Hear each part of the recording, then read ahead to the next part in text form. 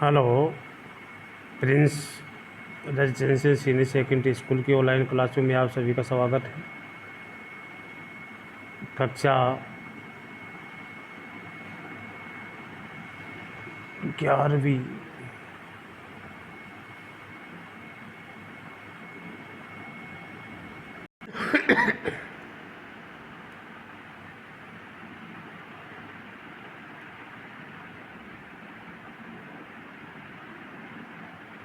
Prince school में जो आपका 11वीं क्लास जो है उसका जो आपका टॉपिक चल रहा है कि व्यवसायिक जोखिम की प्रगति कौन कौन सी हैं, इनके बारे में अपन चर्चा कर रहे हैं। तो देखिए, व्यवसायिक जोखिम की प्रगति जो है उसके बारे में अपन चर्चा कर रहे हैं। व्यवसायिक जोखिम की प्रगति, व्यवसायिक जोखिम को समझने के लिए विशेषताओं का ज्ञान होना बहुत आवश्यक है। अगर अपन को व्यवसाय की जोखिम को देखना है तो विशेष ज्ञान होना बहुत आवश्यक है। वो देखिए कौन कौन से हैं। सबसे पहले अपन चर्चा करते हैं व्यवसायिक जोखिम अनिश्चितताओं के कारण होते हैं।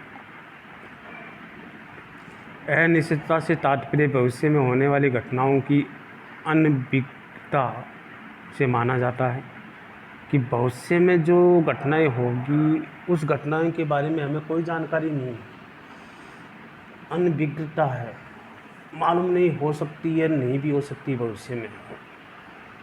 प्राकृतिक आपदाएं, मांग और मूल्य में परिवर्तन, सरकारी नीति में परिवर्तन, तकनीक में सुधार आदि ऐसे उदाहरण हैं जिनसे अनिश्चितता बनी रहती है।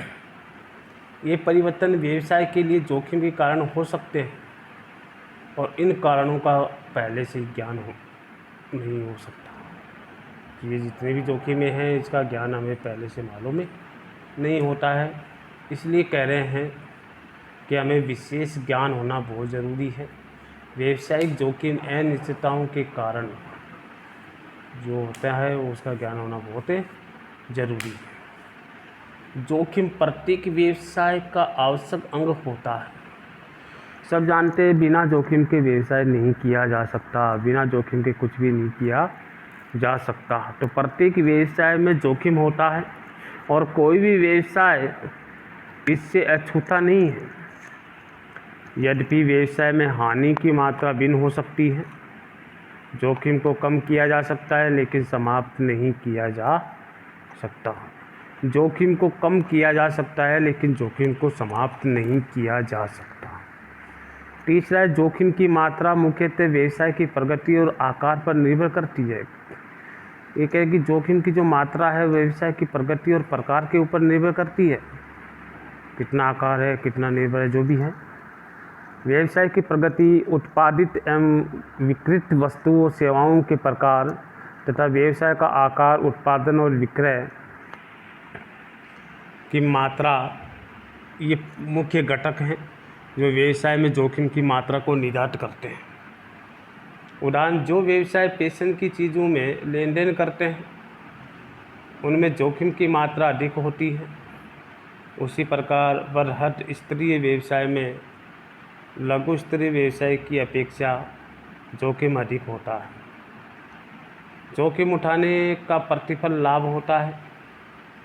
जोखिम न हो तो लाभ नहीं, एक पुराना सिद्धांत है जो सभी प्रकार के व्यवसाय में लागू होता है।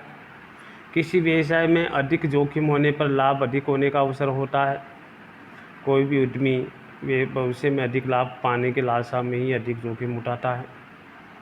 लाभ इस प्रकार जोखिम का एक प्रतिफल माना जाता है। तो आपके सामने जोखिम में जो व्यवसायिक जोखिम की प्रगति के बारे में बताया गया कि व्यवसाय की जोखिम की प्रगति कौन कौन सी हैं। तो आपके सामने बता दिया गया है कि व्यवसाय जोखिम अनिश्चितताओं के कारण होता है।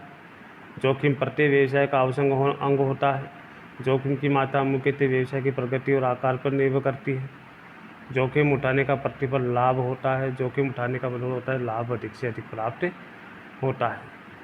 तो ये संभावनाएं जो हैं जोखिम के कारण या प्रकृति के ऊपर निर्भर करती है कि जोखिम होगा या नहीं होगा।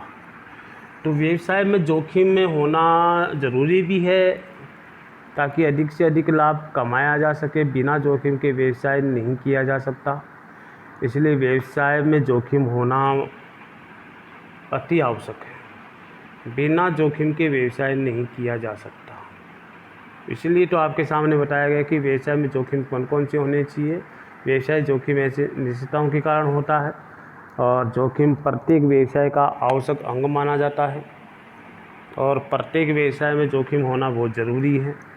जोखिम की मात्रा मुख्यतः व्यवसाय की प्रगति आकार पर निर्भर करती है। जोखिम उठाने का प्रतिफल लाभ होता है, इसलिए व्यवसाय में ये चीज़ें होना बहुत ज़रूरी है। बिना जोखिम के व्यवसाय नहीं किया जा सकता। इसलिए व्यवसाय जोखिम के कारण कौन कौन से हैं, तो देखिए व्यवसाय में जोखिम के कारण कौन कौन से हैं।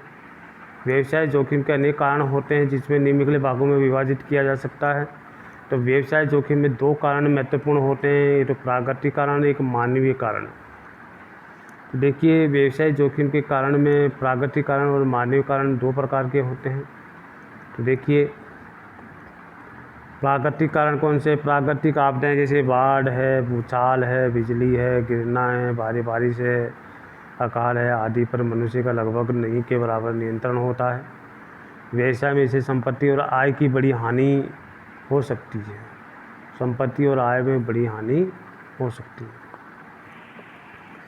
और मानवीय कारण, मानवीय कारणों में कर्मचारी की बेईमानी, लापरवाही, अज्ञानता को सम्मिलित किया जा सकता है, जिसकी बिजली फेल हो जाना, हड़ताल होना या प्रबंधकों की अकुशलता आदि भी मानवीय कारण के अच्छे उदाहरण माने जाते हैं। तो व्यवसायिक जोखिम के कारण जो हैं 2 प्रकार के हैं और वो है प्राकृतिक कारण और एक मानवीय कारण है।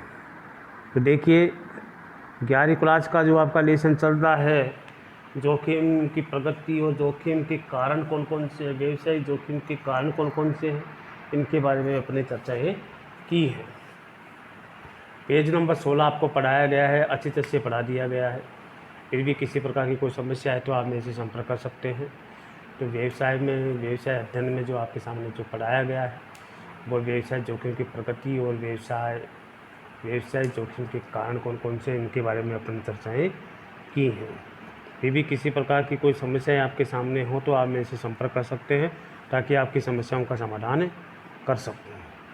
इसलिए आगे आपके पास चलेगा कि व्यवसाय जोखिम के कारण कौन कौन से हैं, वो आपके सामने मैंने आपको बताए हैं। एक तो प्राकृतिक कारण है और एक आपके सामने मानवीय कारण हैं जो आपके सामने बता दिए गए हैं कि प्राकृतिक कारण कौन से हैं और मानवीय कारण कौन से हैं। तो इसके बारे में जो चर्चाएं हैं वो अगले अध्याय में करेंगे, अगले क्लास में करेंगे, अगले जो आपका पीरियड आएगा उसमें करेंगे कि व्यवसाय जोखिम के कारण कौन कौन से हैं, उनकी चर्चाएं जो है अगली क्लास में करेंगे और सही विस्तार से समझेंगे कि कौन कौन से हैं जोखिम। इसके बारे में चर्चाएं अगले क्लास में करेंगे। जब तक के लिए जय हिंद।